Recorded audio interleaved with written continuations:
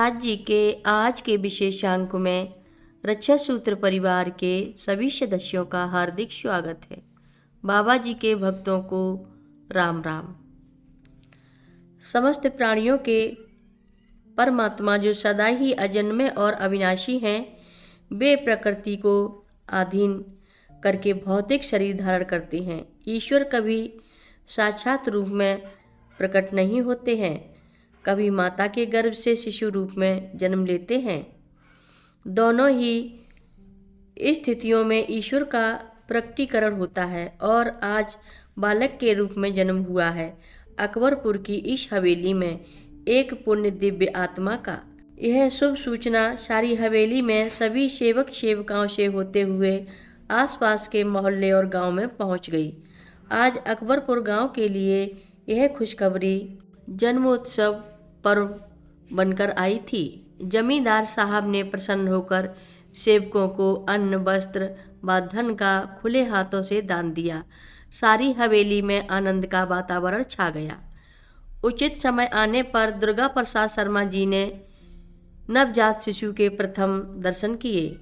कांतिमान आभा मंडल से युक्त नन्हा सुंदर बालक व संतुष्ट बाल्यशल भाव से पुत्र को दुलारती पत्नी को देखते ही उनका हृदय गदगद हो उठा।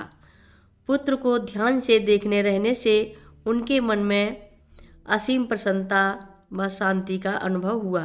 पिता के हृदय में असीम बाल्यशल्य को संजोए जाने कितने सपने, कल्पनाएं और अनजानी रूपरेखाओं के चित्र संवरने लगे। आज नामकरण संस्कार के शुभ अवसर पर हवेली को रंग बिरंगे फूलों व रंगों से सजाया गया। वैदिक रीति रिवाज व परंपराओं के अनुसार सभी कर्मकांड भली भांति विधि विधान पूर्वक संपन्न किए गए। शुभ मुहूर्त में बालक का नामकरण संस्कार भी संपन्न हो गया। ओजस्वी पुत्र का नाम पड़ा लक्ष्मी नारायण शर्मा। जमींदार परिवार के प्रथम पुत्र लक्ष्मी नारायण शर्मा के पिता देवाचार व दुर्गा प्रसाद शर्मा जी ने मुक्त हस्त व प्रसन्न मन से अन्न धन वस्त्र फल मेवे मिष्ठान का दान यथा योग रूप से समाज के सभी वर्गों में दिया। बिन कहे बिन मांगे ही आज सेवकों, ग्रामीणों व जो जिस भाव से आया उन्हें मन चाहा उपहार मिला। सुर समूह विनती कर पहुँचे निज निज धाम, जग निवास प्रभु प्रगटे अखिल लोक विश्राम। माता कौशल्या देवी पुत्र रूप में बालक लक्ष्मी नारायण को पाकर प्रसन्नता व वात्सल्य से निहाल उठती और पिता व दुर्गा प्रसाद शर्मा जी को अपने व्यक्तित्व में पूर्णता का एहसास होता जब वे अपने पारिवारिक जीवन की पृष्ठभूमि में अपने खुशहाल संसार को निहारते हैं। सुख संधो मोह पर ज्ञान गिरा गोतीत, दंपति परम प्रेम वश कर शिशु चरत पुनीत। नन्हे शिशु के चेहरे पर ओजस्वी आभा मंडल को देखकर परिजन प्रसन्नता से भाव विभोर हो उठते। कानों का आकार सामान्यता से बड़ा देखकर देवाचार दुर्गा प्रसाद शर्मा जी कह उठते, बड़ा ही होनहार बनेगा हमारा पुत्र।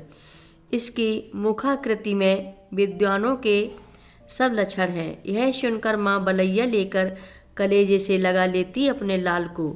पुत्र लक्ष्मी नारायण की भोली सी मुस्कान देखकर माता पिता के हर्ष दुलार की सीमा न रहती। नन्हे बालक के लालन पालन में माता कौशल्या देवी का समय न जाने कहाँ गुजर जाता था। प्रेम मगन कौशल्या निस्दिन जात न जान, सुत सने बस माता बाल चरित कर गान।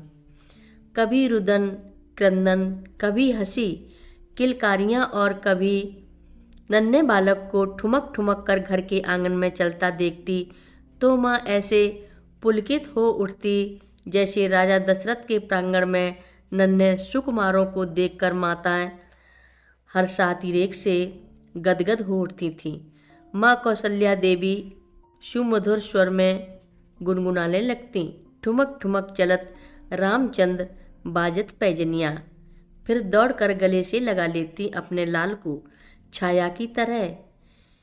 दिन भर पुत्र के साथ डोलती रहती माता कौशल्या देवी सेवक सेवकाओं को भी अपने मृदुल आकर्षण में बांधकर इस नन्हे बालक ने जैसे घर को परम आनंदमय धाम बना दिया हो। कथा लंबी है, आगे की कथा सभी भक्तों को अगले भाग में सुनाएंगे। हर रोज महाराज जी की कथाएं सुनने के लिए सभी भक्तों का धन्यवाद। सभी भक्त रक्षा सूत्र चैनल को सब्सक्राइब करें, शेयर करें, लाइक करें, घंटी बजाना ना भूलें। कमेंट बॉक्स में लिख भेजें, जय नीव करोरी बाबा जी महाराज। सभी भक्त मिलकर बोलो, नीव करोरी बाबा जी महाराज की जय जय बोलो, सिद्धि माता की जय जय बोलो, जय श्री राम बोलो।